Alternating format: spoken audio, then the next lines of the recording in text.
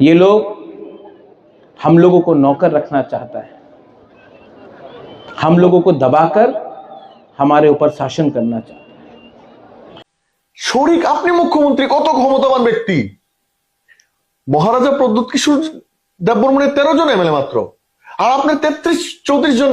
আপনি মুখ্যমন্ত্রী, উনি একজন এমডিসি। আপনি এই বিশ্বের সবচেয়ে সর্ববৃহৎ পার্টি বলছেন, রাষ্ট্রবাদী পার্টি। আপনি মহারাজাকে বের করে দিন অ্যালায়েন্স থেকে, বের করে দিন। হিম্মত আছে বের করার, ক্ষমতা আছে? আপনাকে দিল্লি নেতৃত্ব জিজ্ঞেস করে?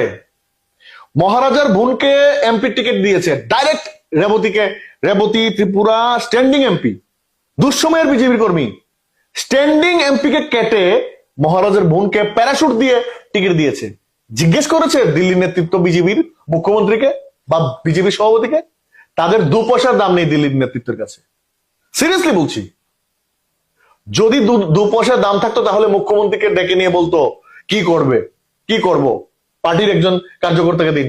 মহারাজা আমি 2000 এই ইলেকশনের সময়, যে 24 ইলেকশনের সময় আমি সোশ্যাল বাংলা নিউজ চ্যানেলে বলেছি যে এই অ্যালায়েন্সে মহারাজা প্রদ্যোৎ মানিক্য বিজেপির সঙ্গে যায়নি, বিজেপি মহারাজার সঙ্গে এসছে অস্তিত্ব বাঁচানোর জন্য। কেন? মহারাজা কি বিজেপিকে কিছু দিয়েছিল? দেয়নি, কিন্তু বিজেপি মহারাজাকে দিয়েছে। ওনার বোনকে ডাইরেক্ট স্ট্যান্ডিং এমপি কে কেটে ওনার বোনকে ডাইরেক্ট টিকিট এবং এমপি বানিয়েছে। একবার বলুন তো, এখন মহারাজার সঙ্গে যে চ্যালেঞ্জ করছেন মুখ্যমন্ত্রী, কাল মহারাজা চুপ আছেন বলে কতদিন থাকবেন? এখন তো শুধু মহারাজার যারা সাপোর্টাররা কথা বলছে। যখন মহারাজা কথা বলবে শুরু করবে, ওই দিন মানিক সাহা মানে রাত এখনো ঘুম হয় না, তখন আমি এটা আমি ওনার দীর্ঘায়ু কামনা করি, পলিটিক্যাল স্ট্রোক করবেন।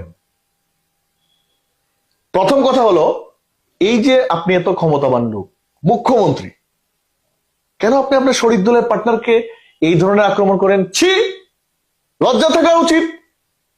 উনি হয়তোবা ডক্টর হতে পারেন, কিন্তু উনি পলিটিক্যাল আনএডুকেটেড।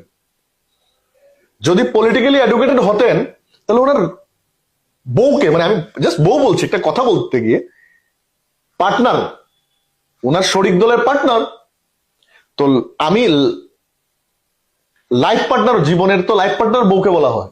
তো যে পার্টনারের সম্বন্ধে যখন আমি বাইরে এসে বাজে কথা বলবো যে আমার বউ এটা, তো আমি কি ধরনের হাজবেন্ড? তো আপনার শরিক দল টিপ্রামথা, আপনি সেই শরিক দলের সুপ্রিমোর সম্বন্ধে আপনি মিডিয়ার সামনে এসে বক্তব্য রাখছেন, এই করছে সেই করছে। আরে ভাই, মিডিয়াতে জনগণকে বিচার দিতে হয়। আপনি ফট করে বের করে দিন যে তাদের সঙ্গে আমরা অ্যালায়েন্স ভেঙে দিলাম। শুধু এই যে বললাম একটু আগে, 2 পয়সার ভ্যালু নেই বলেই বক বক বক বক করছে। কিন্তু দিল্লি, আমি বলছি, এই 2000 আমি গত বছর বলেছিলাম যে মানিক সাহাজির মুখ্যমন্ত্রী চেয়ার নড়বড়ে হয়ে আছে, এবং এই গন্ধ পেয়ে উনি এখন এই মন্তব্য করছেন। আর দেখেছেন বিপ্লব দেব জি, প্রাক্তন মুখ্যমন্ত্রী, কোনো কথা বলছে মহারাজা প্রদ্যোৎ বিক্রমের বিরুদ্ধে?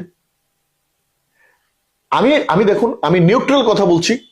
আপনি আমাকে বলেছেন কংগ্রেস হিসেবে নয়, একজন আইনজীবী হিসেবে বা একজন সিটিজেন অফ ত্রিপুরা হিসেবে আমার ইন্টারভিউ নিচ্ছেন। বিজেপিকে হাঁটাতে গেলে, বিজেপিকে রাতের ঘুম কাটতে গেলে মহারাজা প্রদ্যোৎ মানিক্য 2028 সালের জন্য, পরবর্তী সময় কি হবে আমি জানি না, 2028 সালের অব্দি মহারাজা প্রদ্যোৎ মানিক্য ফ্যাক্টর।